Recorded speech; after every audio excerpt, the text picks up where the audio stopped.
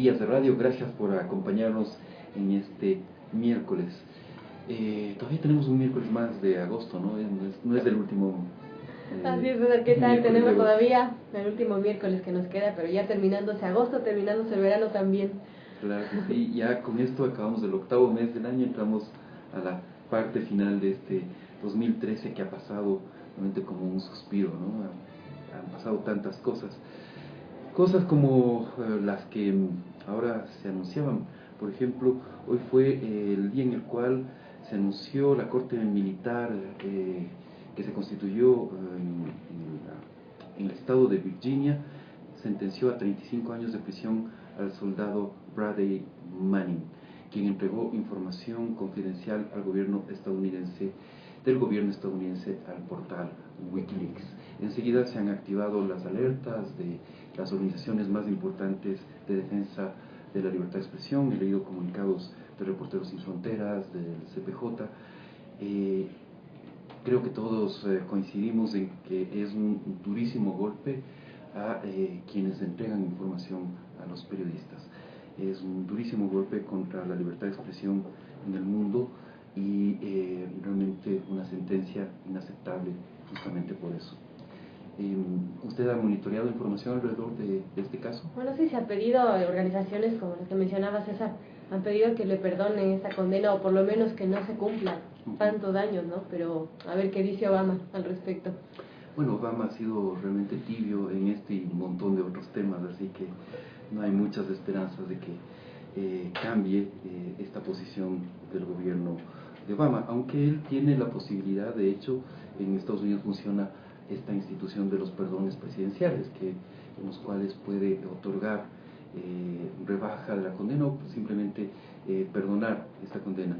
Sería un excelente, digamos, señal de que el gobierno estadounidense está reconsiderando ciertas políticas alrededor de este castigar el libre ejercicio de la expresión.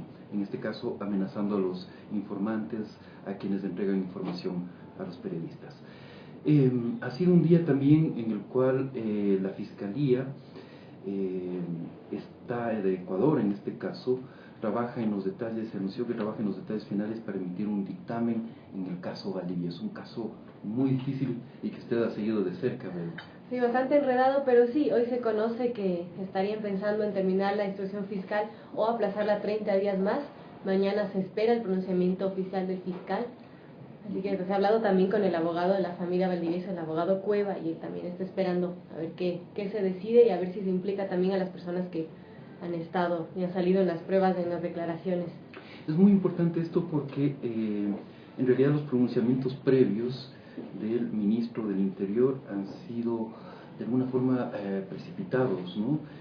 Al presentar, por ejemplo, a los acusados o a los sospechosos de este caso, ya habló de una posible relación de la víctima con mafias relacionadas a la trata de personas, la usura, etcétera, etcétera, lo cual luego tuvo que ser desmentido por el mismo Ministerio del Interior. Recordemos que a las 2 horas del asesinato de Fausto Valdivieso, el ministro Serrano ya había desechado la posibilidad de que se tratara de un crimen relacionado con la actividad profesional de Valdivieso. Y después han aparecido indicios de que sí podría haber una relación entre la actividad profesional de Valdivieso, entre investigaciones que estaba haciendo y el crimen. Entonces es muy importante que la Fiscalía realmente aparezca con un dictamen fiable, serio, y que realmente nos diga qué pasó ese día con el periodista. Bueno, y sobre todo que se aclaren esos cabos sueltos que para la ciudadanía, incluso que ha estado siguiendo el caso, no se sabe con claridad. Por ejemplo, las personas que las detuvieron, estas 7 personas que estaban implicadas supuestamente, y que a la final no se sabe qué relación tuvieron, conexiones entre llamadas telefónicas que luego salió diciendo un ingeniero que en realidad no eran tan fiables, no eran tan sustentadas. Así que habrá que esperar esas investigaciones también y a ver si se amplía la instrucción fiscal 30 días más o si ya se imputa a alguna persona, ¿no? Nosotros dijimos una carta al fiscal pidiéndole justamente transparencia y celeridad en las investigaciones. Nos respondieron de la Fiscalía una carta que a mí me sorprendió en lo personal porque era una carta en la cual ellos decían que justamente la Fiscalía estaba investigando seriamente esto y más bien trataban de desmarcarse de esos anuncios precipitados de alguna forma del Ministerio del Interior.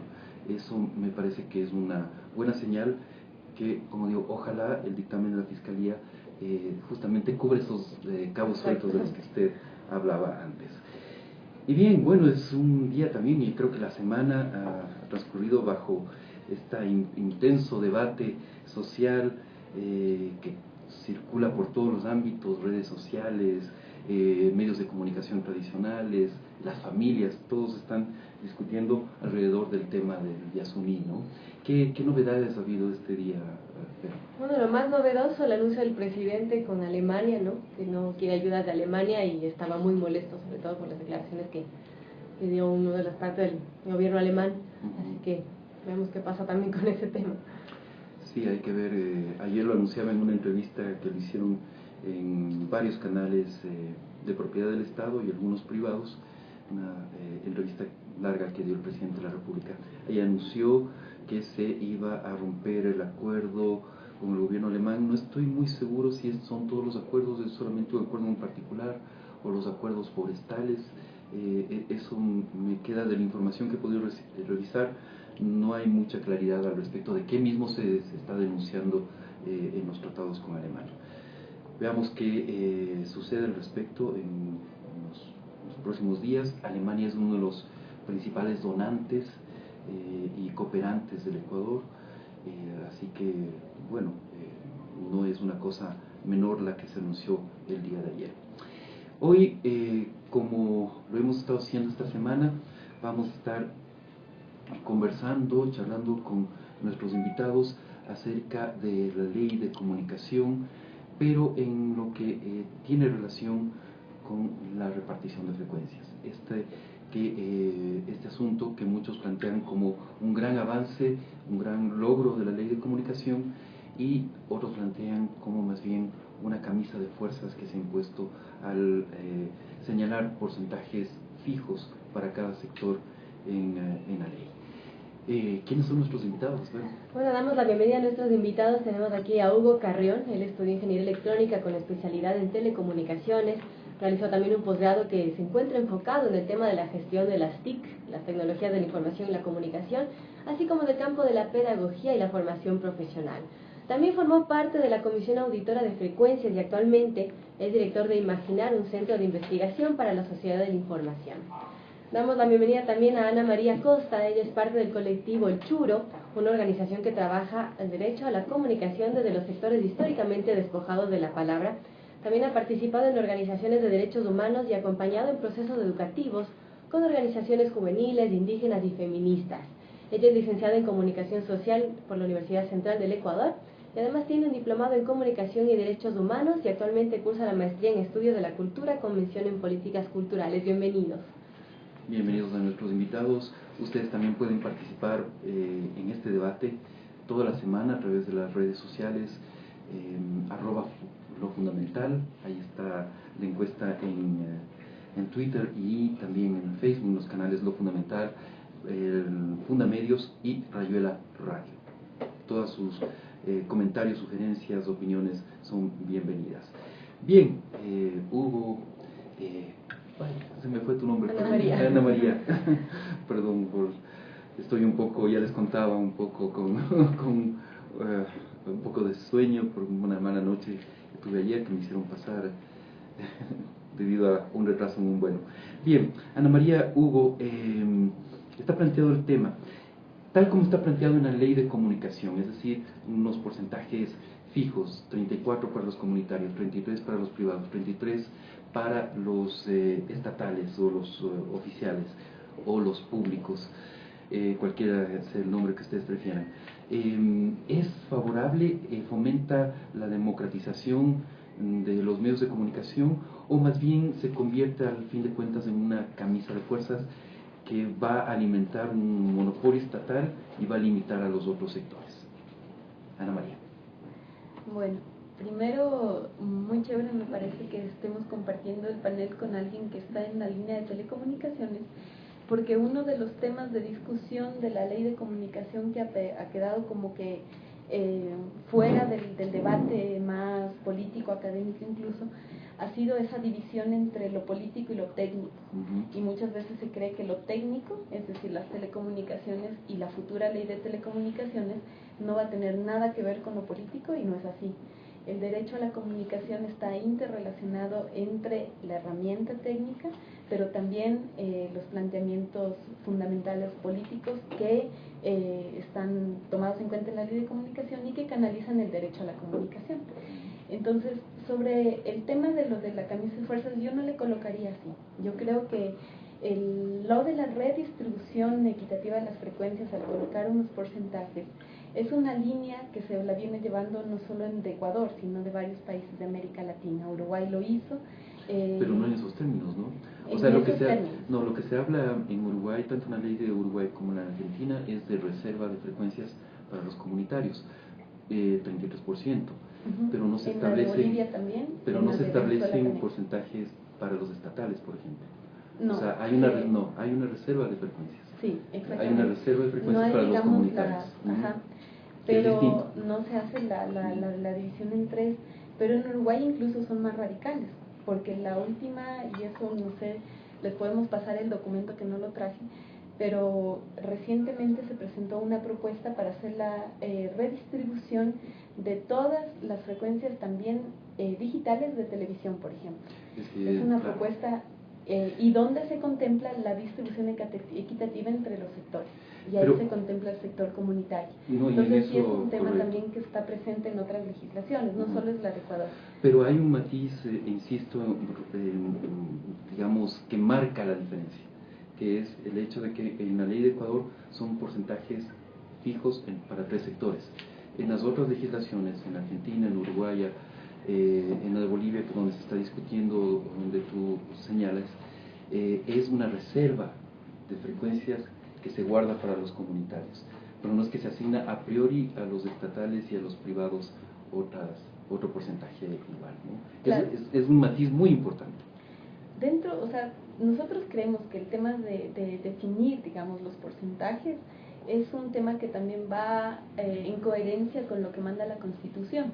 O sea, la Constitución dice, ¿no?, que no plantea igual porcentajes, pero habla de que las frecuencias se deberán distribuir de forma equitativa entre los sectores actores, digamos, que en este caso vendrían a ser el sector privado, el sector comunitario y el sector público.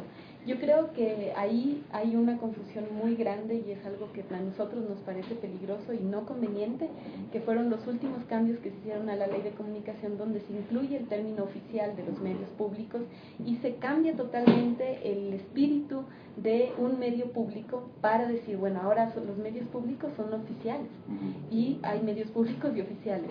Resulta que eso es muy peligroso, porque los medios públicos, el espíritu de un medio público no es responder a las agendas del gobierno de turno, sino un medio público puede ser, por ejemplo, un medio de una universidad pública, puede ser un medio público que responde a los intereses sociales y que no responde necesariamente a la voz oficial del gobernante que pone los fondos, para decirlo en palabras sencillas.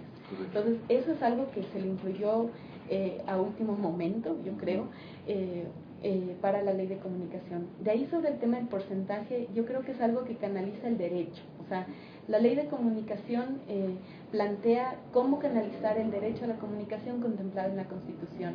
Y uno de los mecanismos, así como se puede plantear, por ejemplo, para otras necesidades de derechos que están contempladas en la Constitución, la comunicación necesitaba también algo que sustente la apertura para esos sectores que no habían tenido posibilidad de acceder a las frecuencias y que no existían simplemente en la legislación, como es el sector comunitario. Antes existían en una ley que eran el sector comunal, o sea, decía las comunas, pero tenían las restricciones de tamaño, restricciones de potencia, restricciones económicas, no podían recibir publicidad, por ejemplo, de ningún sentido, no podían recibir fondos, no podían recibir tampoco una potencia, yo que sé, nacional o repetidora, sino regirse a un espacio tan reducido que lo que hizo es limitar ese derecho de un montón de personas que se adscribían a una posición no privada, y no con fines de lucro. Es que vale la pena hacer ahí un antecedente, y discúlpame que te interrumpa, pero vale la pena el antecedente. La ley de radio y televisión fue una ley que fue implantada en la dictadura militar en 1974. Ahí se criminalizó en realidad la existencia de radios comunitarias. Se les declaró al margen de la ley. Se castigaba severamente con cárcel la emisión de radios no autorizadas por el Estado. En el 98 se hizo una reforma y por primera vez se hizo una de las reformas que se introdujo es justamente la introducción de las radios comunitarias, pero con las limitaciones que tú anotas, es decir, no se les daba los mismos derechos que a las radios comerciales, lo cual obviamente era una discriminación que tampoco tenía ningún sentido. Pero esa es la historia completa, digamos. Claro.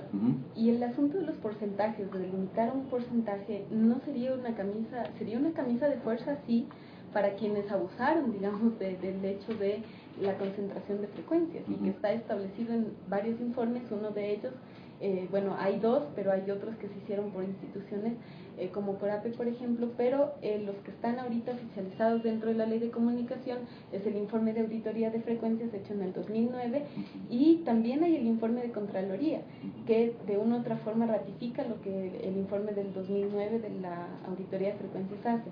Entonces, durante muchos años, una sola visión de comunicación pudo acceder a las frecuencias, y pudo acceder a las frecuencias, tener medios de comunicación con fines de lucro, que no está mal, o sea, está bien que los haya, pero también es necesario que se escuchen otras voces, se miren otras imágenes en medios de comunicación que no necesariamente tienen fines de lucro y que responden a intereses de organizaciones, comunidades, pueblos, nacionalidades, y no comunas chiquitas que se ha comprendido lo comunitario. Para nosotros lo comunitario es, por ejemplo, comunidades de jóvenes urbanos, ¿ya? ¿Ustedes van a pedir una frecuencia? Nosotros estamos en el proceso de discusión dentro de nuestra organización para mirar cómo sostenemos ese proceso, porque para nosotros nos parece que el pedir una frecuencia no es tan sencillo como pedir cualquier, no sé, claro, tienes que tener una estructura que te sostenga ese esfuerzo. Más que todo un proceso de personas a las que nosotros respondamos con ese trabajo, porque nosotros hemos llevado un trabajo de comunicación con jóvenes, pero el trabajar un medio de comunicación no solo implica acceder y ya, sino implica una responsabilidad con la comunidad a la que tú te debes. En este caso nosotros decimos que somos una comunidad de jóvenes urbanos que trabajamos por los derechos de las mujeres también, comunidades de mujeres, feministas. También decimos que puede haber comunidades, por ejemplo, que se adscriban también al sector comunitario como comunidades LGBTI, por ejemplo. En Colombia hay una radio que se llama la Radio Diversia, que es una radio manejada, sostenida, dirigida por comunidades LGBTI, y es una radio que ha peleado muchísimo por los derechos de las diversidades sexogenéricas. Entonces, decimos que el término comunitario abarca un montón de voces que han quedado despojadas durante muchísimos años. Hugo, para comenzar un dato así técnico que no sé si lo tengas a mano, ¿conocemos el número de frecuencias que se han repartido en el país, que existen actualmente vigentes? Bien, buenas tardes. Gracias, César, por la invitación. Respecto al tema de frecuencias, cuando hicimos estudio de auditoría en el año 2009, se hablaba más o menos de alrededor de 1.800 frecuencias 1.800. En todo el país. Me parece que ahora la cifra ha subido a 2.800. Seguramente debe estar por eso. Me parece que esa era la última cifra que leí, cifras de la SECOM mismo.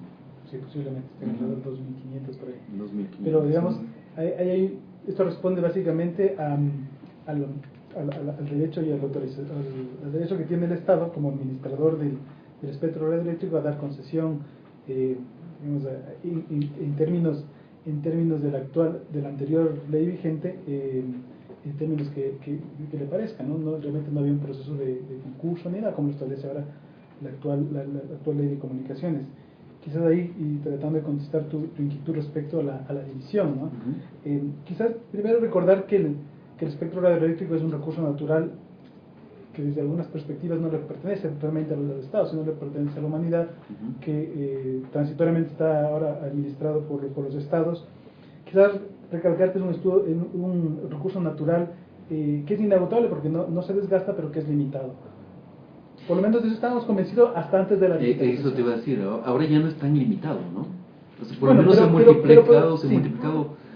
por 4, por 5. Pero sí, depende de la tecnología con la que queramos ver, al menos la digitación multiplicaría por 4 el ancho de banda de las frecuencias, y es algo que se logró incluir en la última versión y en la ley final, de cómo se iba a repartir, porque cuando nosotros hacíamos el informe de auditoría de frecuencias, claro, las conclusiones a las que llegamos es que en el Estado, en ese momento, en el año 2009, 2010, cuando se hacía el estudio, claro, no había un problema de distribución de la presencia de radios comunitarias o de radios públicas, porque no existía, es decir, 100% de las frecuencias correspondía a frecuencias privadas. Lo que sí veíamos que había, por decirlo de otra manera, un llamativo, incluso en algunos casos hasta escandalosa concentración de frecuencias en algunos grupos económicos. Entonces, ese principio creo que es el que trata de defender la nueva ley, que me parece que es legítimo, es decir, vamos a prometer a que no haya una concentración de frecuencias, y para eso vamos a...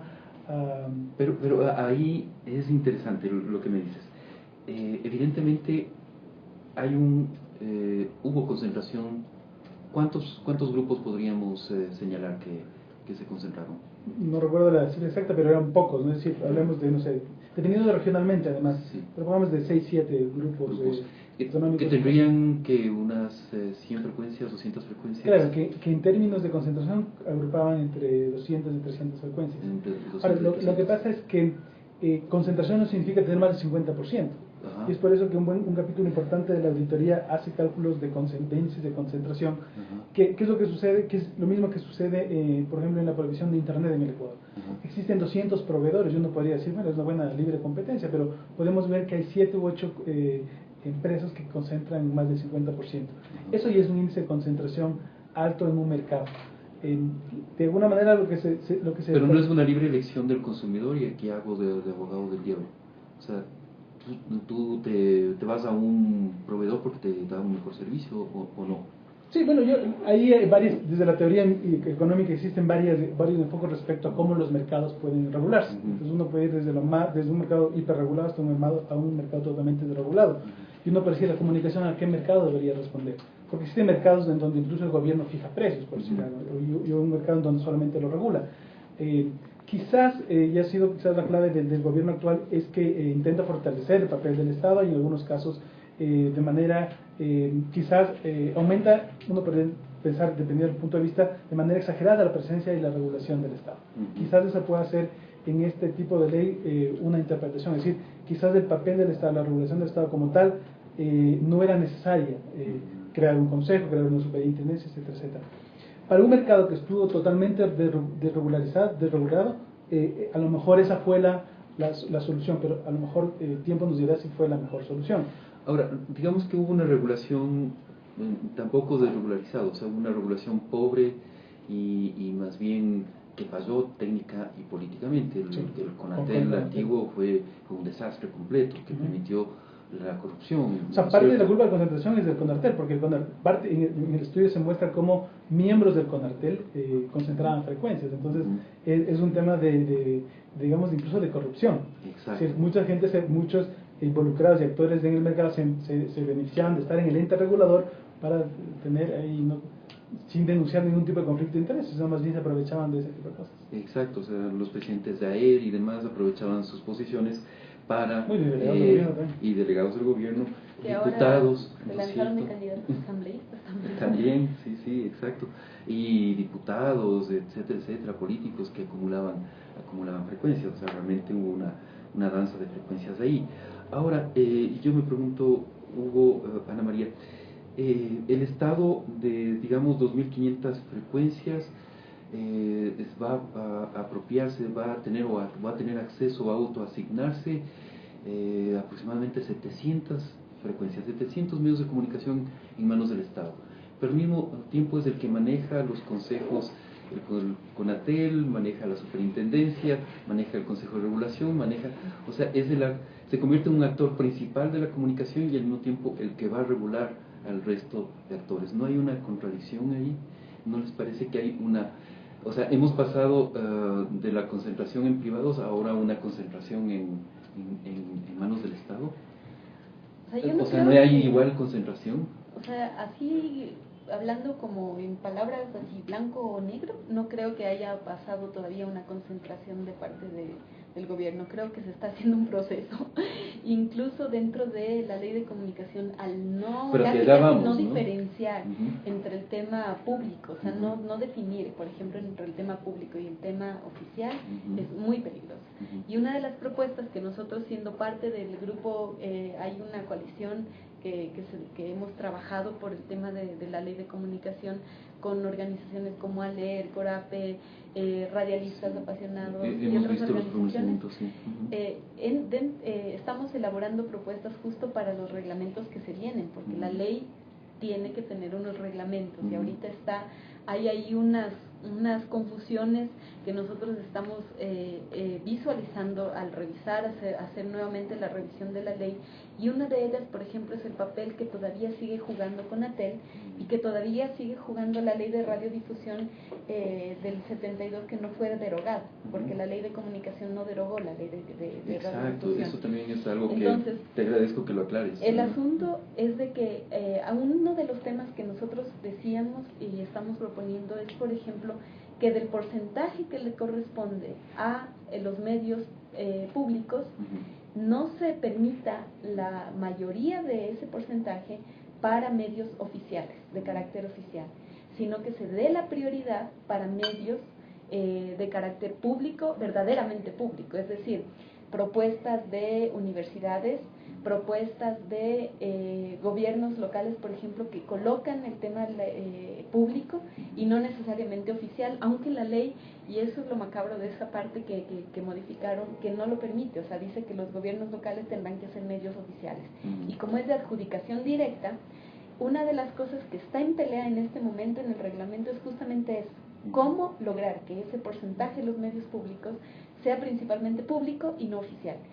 Pero eso no quita, digamos, el hecho de la posibilidad de crear ese otro porcentaje que es mayoritario y que sería y estaría en manos de grupos, organizaciones, sectores que en realidad no han tenido acceso a las frecuencias.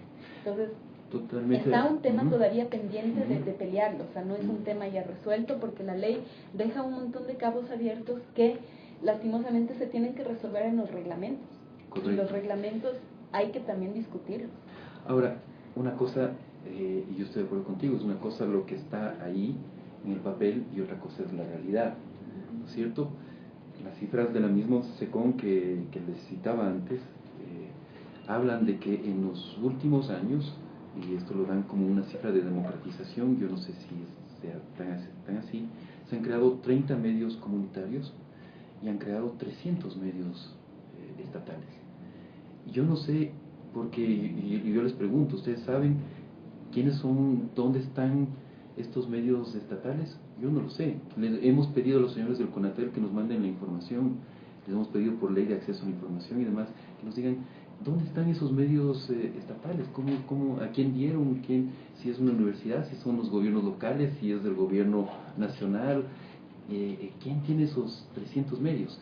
Es decir, a lo que voy, hay una política estatal que va decididamente a crear medios estatales, pero los medios comunitarios van bastante rezagados, ¿no es cierto? O sea, el impulso que ha dado el gobierno a los medios comunitarios no va a la misma velocidad que es la de sus propios medios, ¿no es cierto? Esa es la realidad, eso es lo que está pasando, son cifras de la misma SECOM. Yo concuerdo con Ana María, quizás el tema aquí clave va a ser cómo los reglamentos definen esos procedimientos, porque de hecho uno cuando dice, pero vamos a dividir el pastel en 3 partes, realmente uno no es que lo pueda hacer de facto, ¿no? Entonces es un proceso, tal como dice la ley, en la medida que se vayan de alguna manera terminando los plazos de las concesiones, se van a ir iniciando los concursos. Ahora en la práctica sería bueno entender cómo va a ser, si se va a dar prioridad, por ejemplo, a medios públicos que son de asignación directa o los medios oficiales, o dentro de los comunitarios o los privados, cuál va a ser la mecánica, que es una duda grande. Respecto a la concentración, de hecho el 33% parecería que lo que va a hacer es establecer una participación equitativa de esos 3 actores, pero no podríamos asegurar que en cada uno de esos porcentajes, de esos pasteles, haya concentración de un actor específico. Yo creo que ahí sea el Consejo, la Superintendencia, la que tenga el rol específico, la de determinar el tema de la concentración los Pero ¿no actores. parece que al dar el 33% al Estado, ya ahí per se le está dando a un actor? ¿O no? Claro, necesariamente. lo mismo podríamos decir del sector privado, una concentración del sector privado. El sector privado es más diverso y la apuesta que debe hacerse es que el Estado es más diverso. O sea, el Estado no entendido como el poder. Es que los 14 millones de ecuatorianos somos del sector privado. En cambio, el Estado es una solo, ¿no? Claro, es que no, Pero el Estado no es solo el presidente Rafael Correa. No, yo sé. Sino es, pero es una cuando estructura. se habla de públicos, también están incluidos las universidades, por ejemplo, que pueden, los gobiernos locales. Y los gobiernos locales no necesariamente van a tener la misma ideología política del gobierno central. Pero en este momento sí, pues. En este momento claro. La mayoría de gobiernos locales son verdes. Pero digamos, por ese asunto no se puede desconocer lo otro. Ajá. Y digamos, la posibilidad de discutir y de haber puesto en discusión el hecho de la necesidad de tener un sector que haya sido excluido con un porcentaje estipulado que obligue o sea, por ley orgánica, a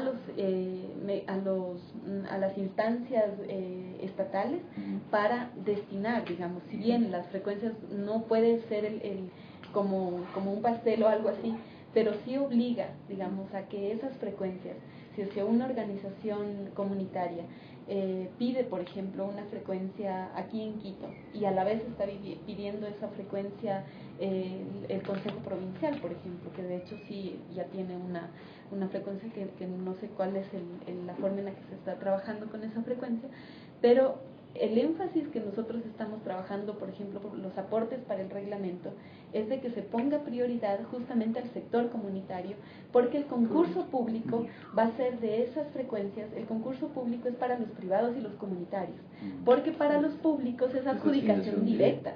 Entonces, tiene que reglamentarse un límite para esa adjudicación directa, porque si no va a pasar lo que tú dices, o sea, va a pasar de que el Estado cope, digamos, eso, y el mecanismo para adjudicación para los comunitarios se dé en un proceso tan largo, tan burocrático, como no es la adjudicación directa. Entonces, eso sí es un peligro que está pendiente, pero es algo que está también en discusión. Claro. Quizás otro tema que es importante anotar es que, sobre todo cuando hablamos de medios de este tipo que se distribuyen a través de ondas electromagnéticas, está muy relacionado la sostenibilidad del medio con la audiencia y por lo tanto también con la cobertura. Entonces, como tú decías, 2.500 lo que existe, pero uno dice realmente cuántas frecuencias podríamos distribuir. Entonces hacemos un cálculo rápido de frecuencias de AM, frecuencias de FM, frecuencias de radio, sea VHF o UHF. Tenemos cerca de 100 frecuencias que podemos distribuir por localidad. Hagamos un cálculo solamente de los 220 municipios. Estaríamos hablando de 22.000 frecuencias que podríamos distribuir analógicas. Si multiplicamos por 4 la capacidad de digitalización, estamos hablando de algo de 88.000 medios de comunicación. Claro, pero es irreal. O sea, es real porque cuando hablamos de, por ejemplo, de radios primero el tema de la M de la radio M es algo que está de alguna manera ha sido eclipsado por la radio de mejor calidad, que es la FM, incluso por consumo digamos, de radio a través del internet. O sea, mucha gente ya no utiliza por muchos temas la M. La M tiene mucho impacto en el campo, sobre todo por la cobertura. Sin embargo, cuando uno hace un mapeo de las radios, uno ve que en Quito ya no se da abasto. Incluso hace unos 10 años con el Conartel se hizo un juego técnico en que se disminuían las bandas de guarda, se comprimían las radios con riesgo de que se interfieran para poder meter más radios, ¿no es cierto? Entonces, claro, porque todo el mundo quiere que le oigan en Quito, que le oigan en Guayaquil, hay incidencia y la comunicación sabemos que es poder, y entonces ahí es donde realmente no está el negocio. Sin embargo, uno puede ver cómo radios en parte de la Amazonía, hay 2 radios, 3 radios, y quizás nunca va a estar el espectro en esos sitios copados. Entonces, también por decir algo, es un mito el decir que, bueno, este cálculo que acabo de hacer es inútil quizás hacerlo porque no es ahí donde se van a distribuir las frecuencias.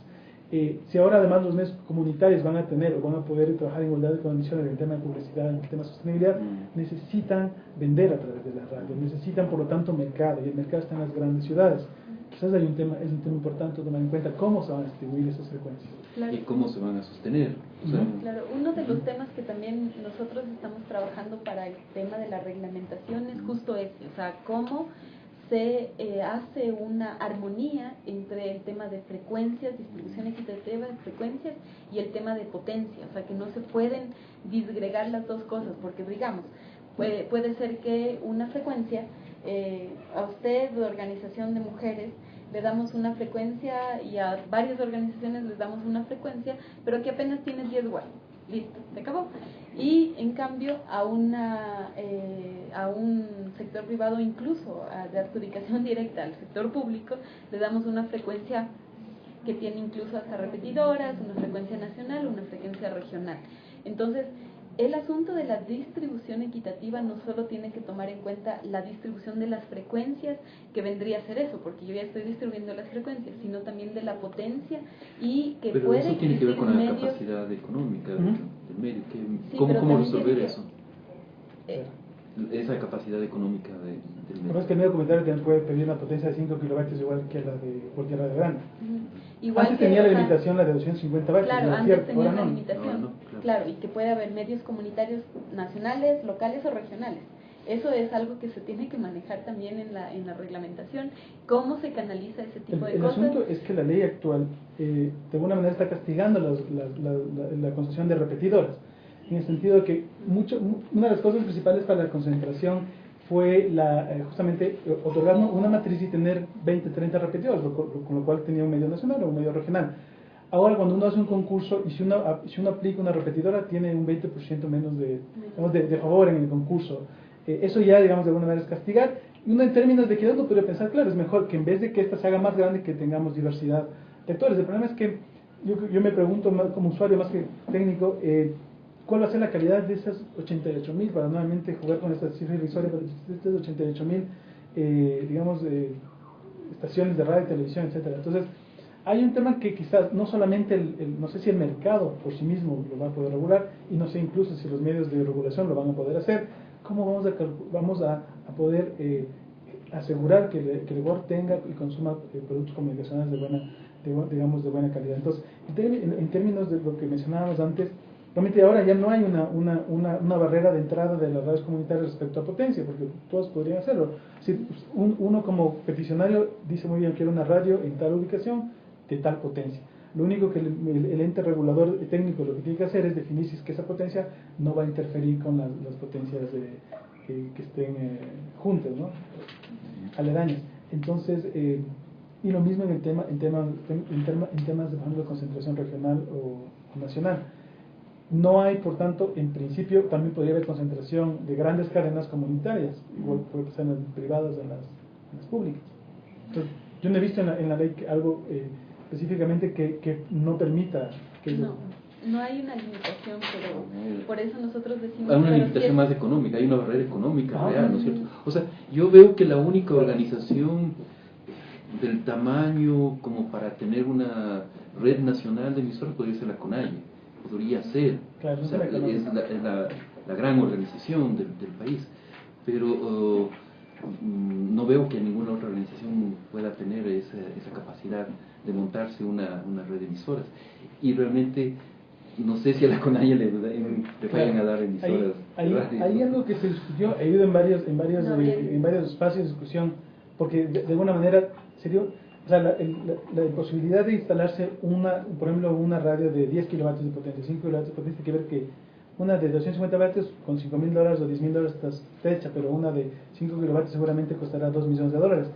Entonces, quizás ahí uno de los argumentos que hoy puede ser interesante es que en el proceso de democratización y presencia de radios comunitarias, el establecer lo que se llama la compartición de infraestructura. Entonces, por ejemplo, el hecho de que una radio privada, sobre todo, o incluso oficial y establecida, tenga radio, antenas, haya tenido conexiones eléctricas, incluso para poner una repetidora uno tiene que estar sobre una montaña, un espacio que permita la cobertura y líneas de vista, quizás eso podría disminuir, por ejemplo, los niveles de inversión.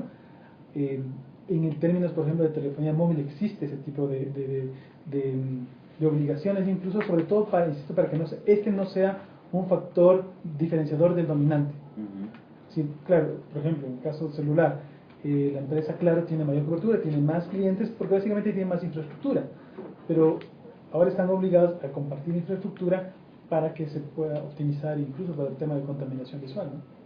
¿Eso es factible técnicamente? Sí, claro, como están en diferentes frecuencias no hay digamos, interferencias, siempre que estén bien modulados los equipos.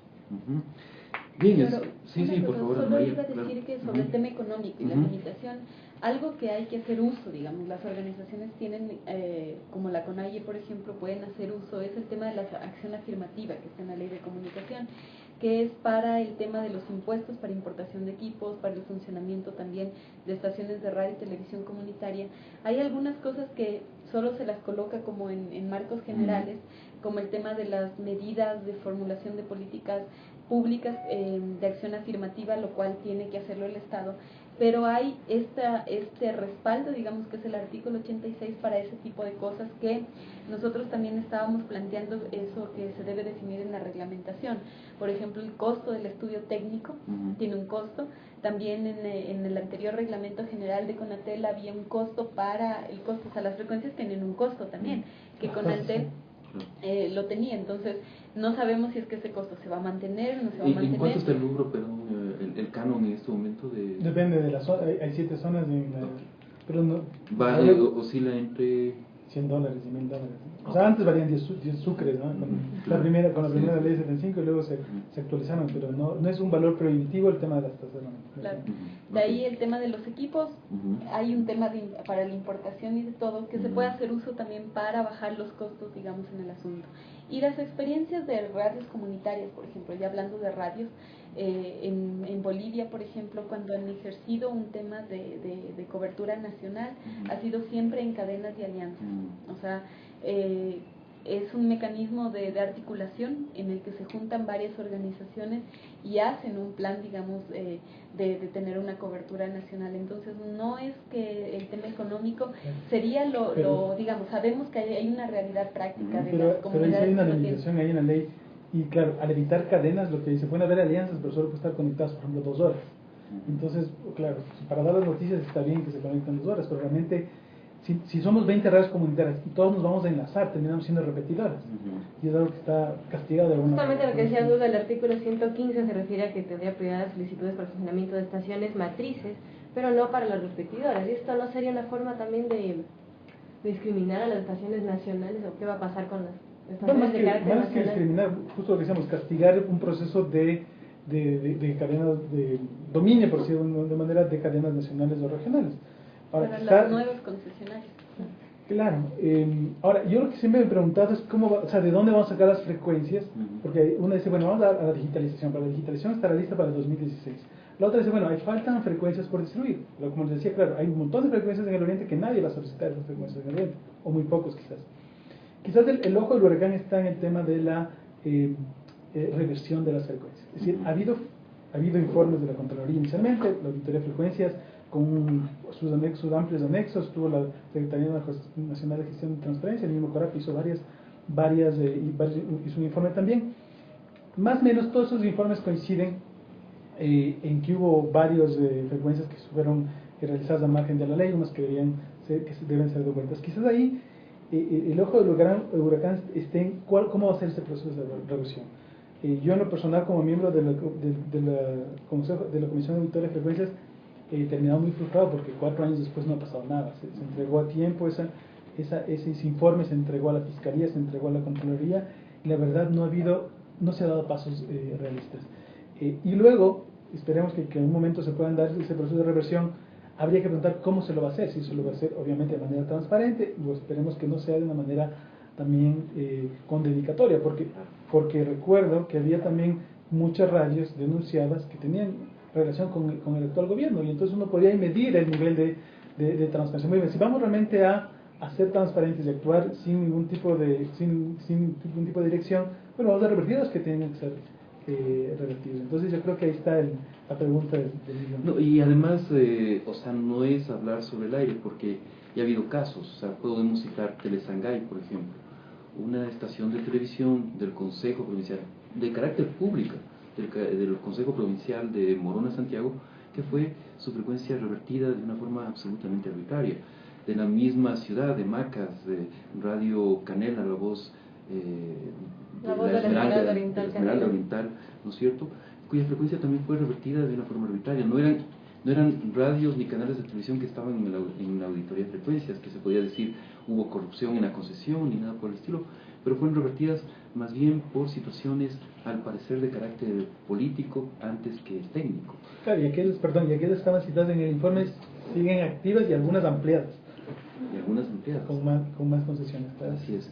Estamos casi al borde del tiempo, pero en este complejo mundo, como lo estamos viendo, nuevo mundo que nos marca la ley en relación a las frecuencias, justamente por la capacidad económica reducida de las posibles medios de comunicación comunitarios frente a los privados y frente a los estatales, no quedan en una situación de desventaja y incluso de posibilidad de ser cooptadas por el Estado o cooptadas por privados.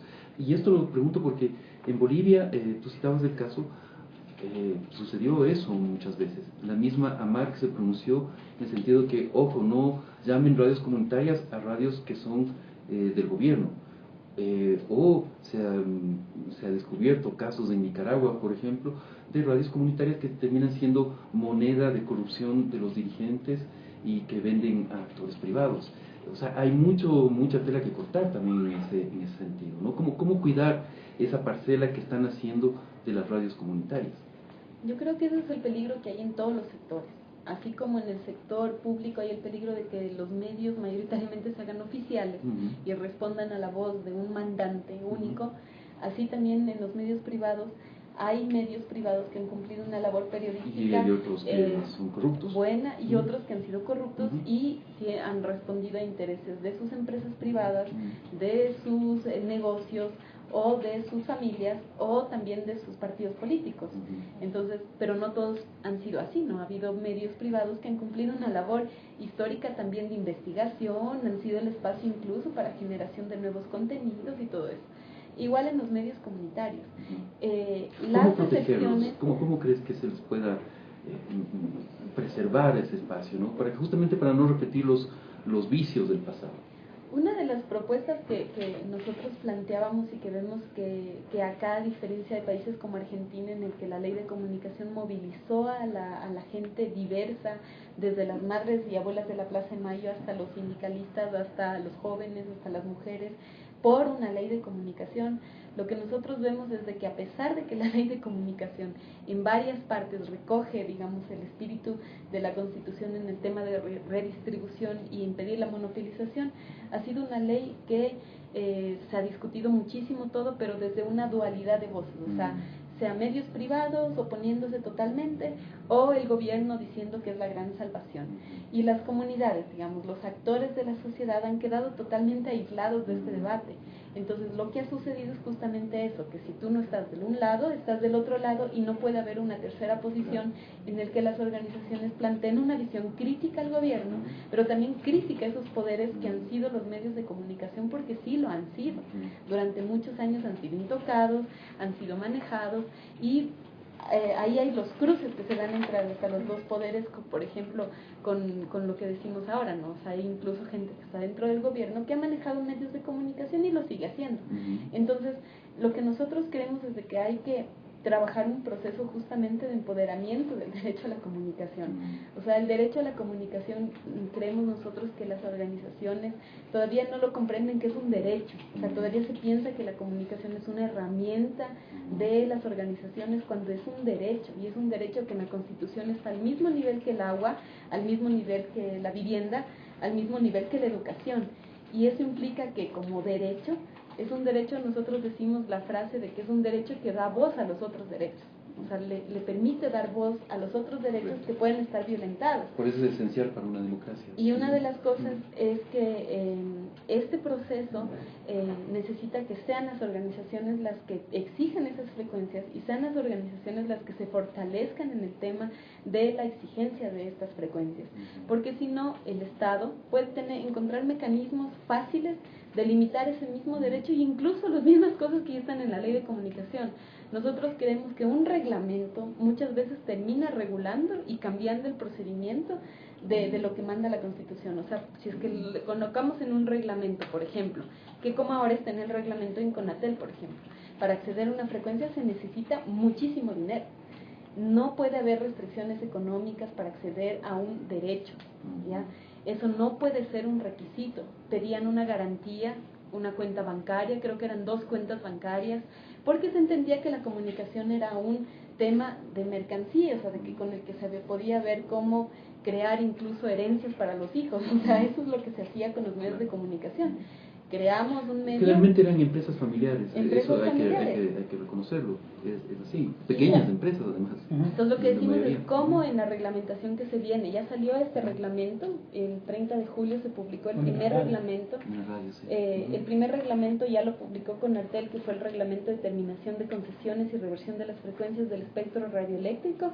Aquí toma en cuenta el tema de del informe de auditoría de frecuencias, pero todavía mantiene a la Autoridad de Telecomunicaciones vigente, Conatel, donde todavía está conformado solo por miembros del gobierno. Además está ahí el representante de las cámaras de empresarios, De la producción, sí. y también está un representante de las Fuerzas Armadas.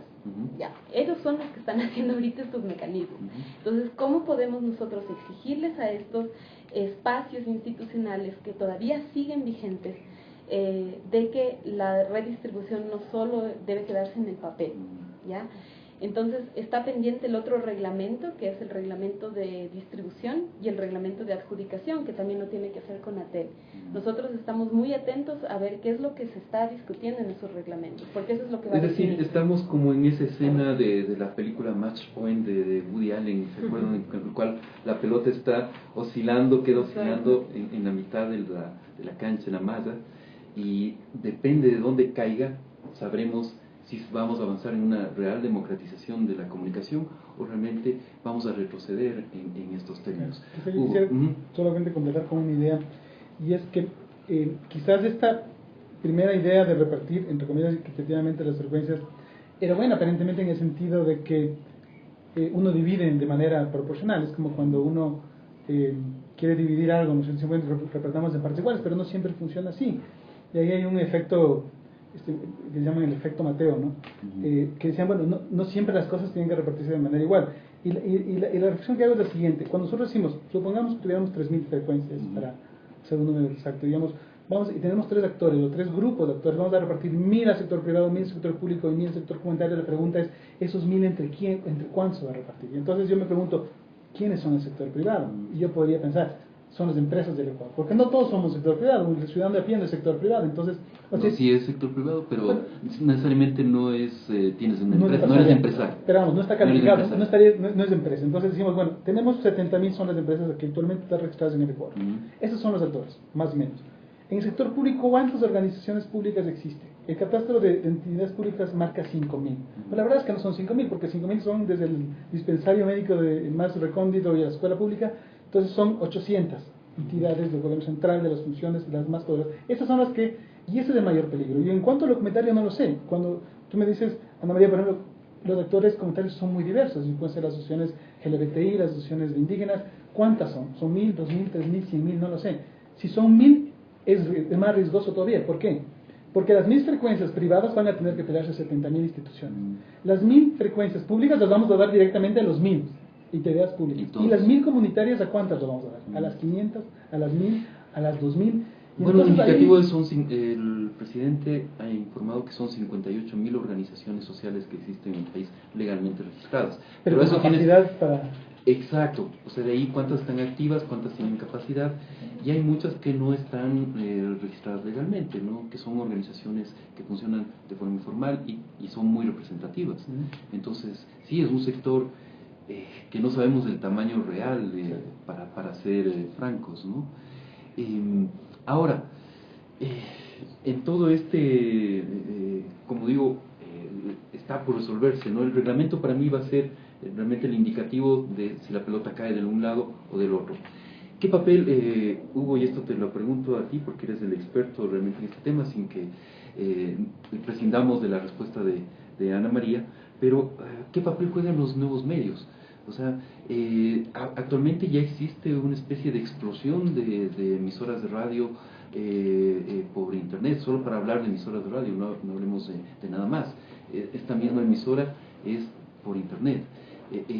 Ya no es hablar del pasado, hablar de frecuencias por el espacio radioeléctrico cuando tenemos el internet que no tiene limitación alguna? Bueno, voy a ser de futurólogo, aunque con todo el riesgo que hiciste eso, el 23 de abril, en el día del libro, intenté hacerlo, a algunos no les gustó algunas de mis predicciones, pero respecto al libro, lo que se pronostica es que el libro en papel va a desaparecer.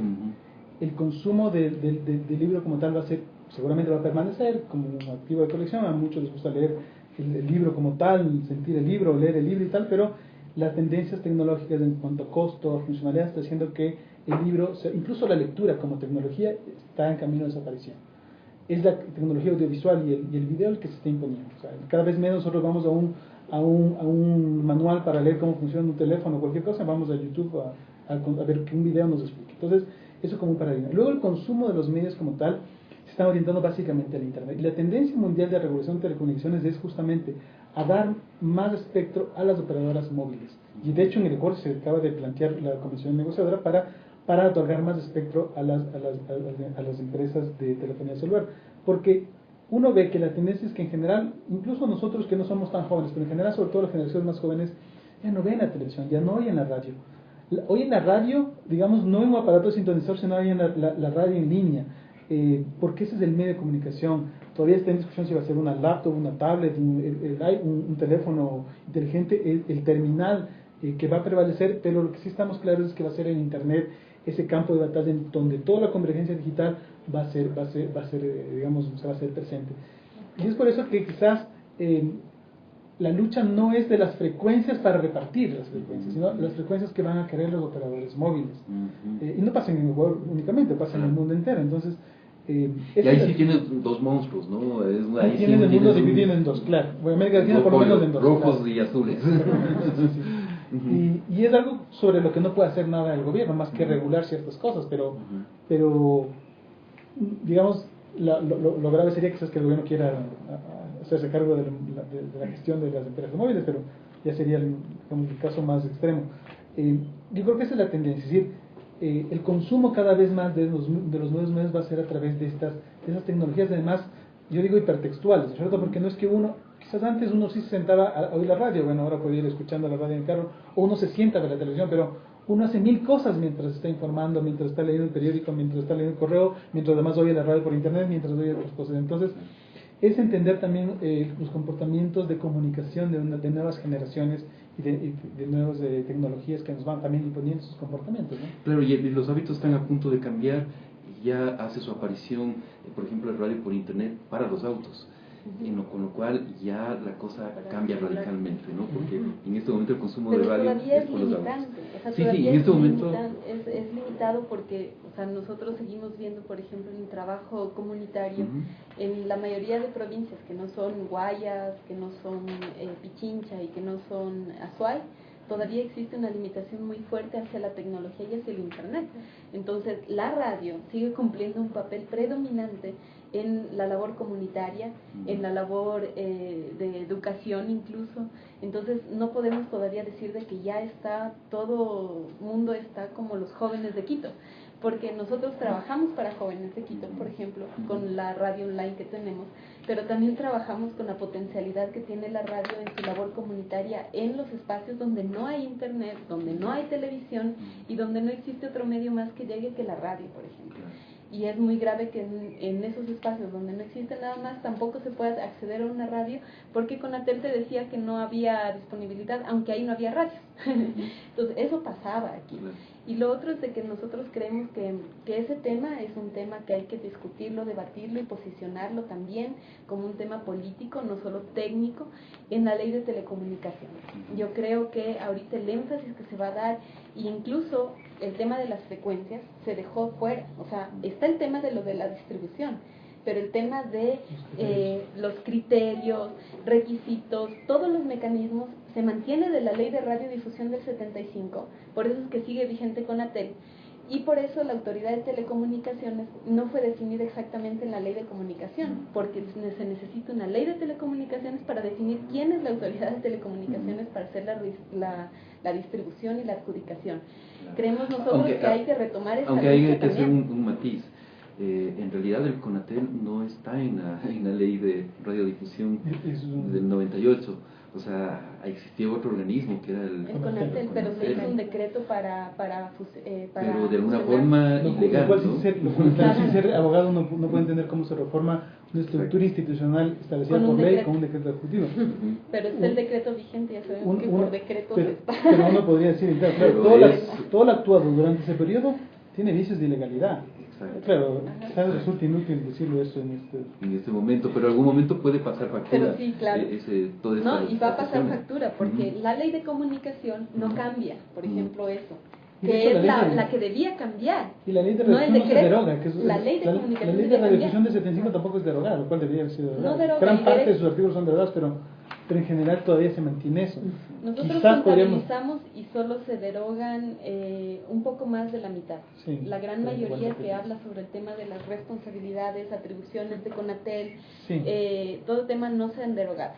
Y ese tema es el que se va a estar en discusión en la ley de telecomunicaciones. Creo que ahí deberían salvarse todos esos errores o esas inconsistencias legales que esperemos que realmente... Yo no estoy muy esperanzado de que se pueda... Porque no he visto desde el principio una concepción armónica e integral en donde lo técnico esté sintonizado con lo político. Más bien he visto un uso a veces perverso de lo técnico para darle vuelta digamos, al espíritu de las leyes que pueden tener buenos principios. Yo espero que la sociedad civil estemos y esté vigilante a eso. Ahora, la buena noticia de todo esto es que, si bien, como tú decías, Ana María, mucha población del Ecuador todavía no tiene acceso al Internet, pero una de las cosas, yo sí creo que uno de los logros de la actual administración es justamente haber triplicado, si no es más, el acceso a Internet de la población. Me parece que al inicio de este gobierno estábamos en el 4%, y en este momento estamos ya cerca del 30%. Quizás hasta 50%, imagínate. El gobierno dice 65%. Yo le he puesto más del 35%. Yo también creo que está... El INE dice 35%. El último censo era 28%. Sí, pero el INE actualizó el TIGA hasta el último año, tenía como 35%. El MISDEL dice 60%, pero... Es un poco exagerado, ¿no? Sí, es un poco exagerado. Ahora, puede ocurrir el mismo efecto que dice Ana María. Sí, hay un crecimiento muy importante, no necesariamente debido a la inversión gubernamental, sino a la tendencia mundial. Nosotros hemos hecho estudios de campo en comunidades muy, muy pobres, en Simiato, en Bolívar y tal. Y si bien el tema de la radio comunitaria es muy vigente, sobre todo la M por el tema de cobertura, pero las nuevas generaciones, estamos hablando de niños de 10 años, indígenas, están utilizando los teléfonos móviles. Y las mamás hacen uso del teléfono móvil y envían mensajes SMS siendo analfabetas, porque los hijos son los que utilizan los mensajes. Entonces, algo que hemos descubierto respecto a la famosa brecha digital es que generalmente los nativos digitales existen independiente incluso de la situación geográfica y económica. Pero eso es el celular. En cuanto al celular móvil, es el que tiene mayor cobertura y claro, el claro. celular acompaña. Y entonces, cuando hablamos de las frecuencias del móvil, estamos hablando de... Internet. Pero es que estamos entonces hablando justamente que las nuevas frecuencias se van a dar básicamente no para que la gente hable más por celular, sino para que la gente tenga acceso a datos. Cuando hablamos de 2G, 3G, 4G, no es que nuestra voz se oye más clarita, la voz siempre se oye bastante mala. El 3G, el 2G y 4G es para que en vez de nos demos 1 mega, nos den 2 megas y ahora 50 megas de datos. El futuro del acceso del móvil es de datos, no es el audio, digamos, la voz incluso.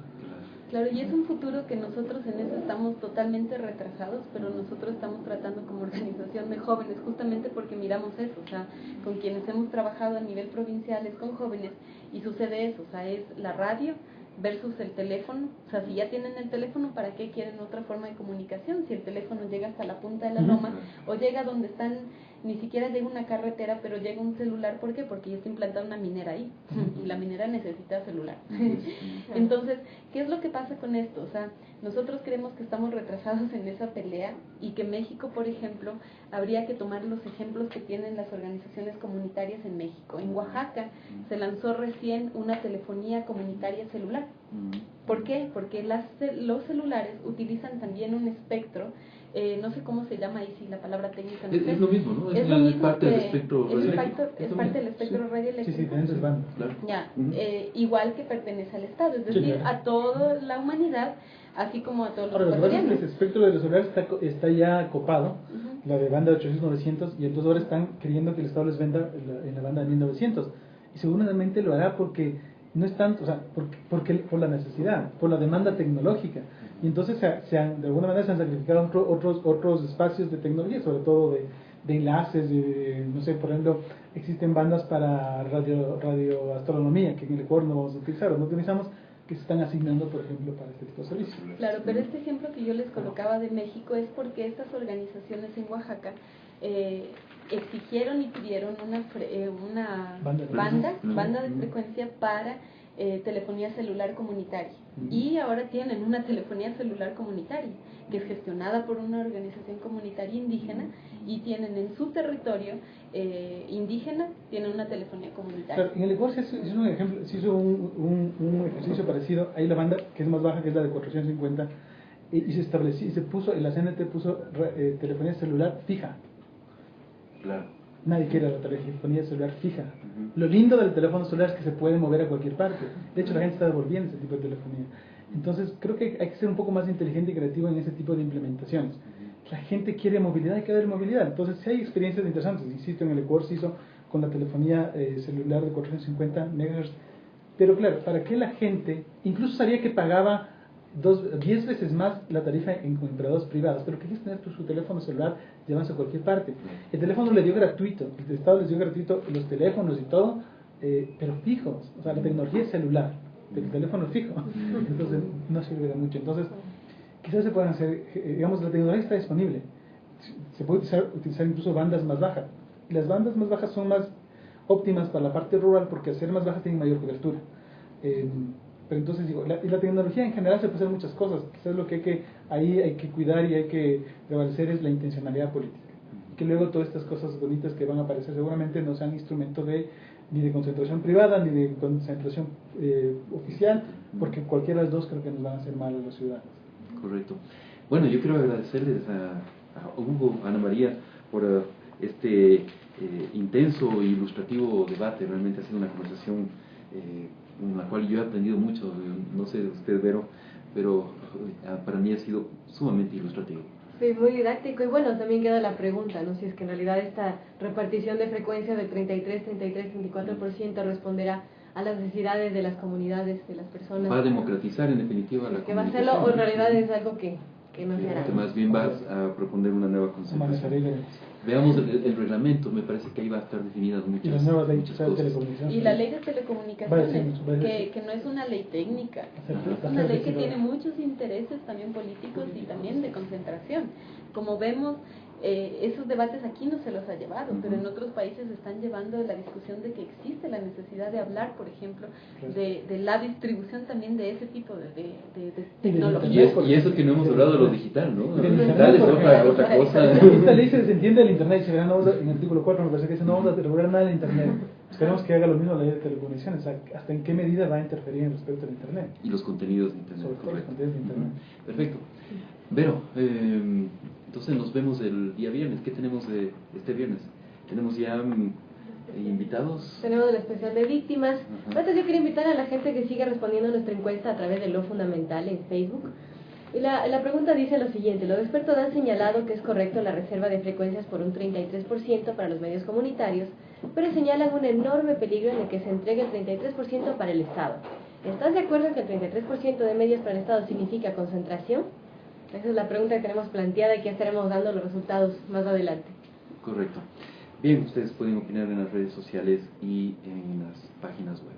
Gracias una vez más a nuestros invitados, a todos ustedes en sus casas, en sus oficinas. No creo que todavía en los autos, a menos que esté con el celular, ¿no es cierto?, lo que hablábamos en ese momento, prendido y sintonizándonos. Ojalá que alguien lo haga, pero en sus casas y en sus oficinas un fuerte abrazo. Y nos estamos encontrando el día viernes.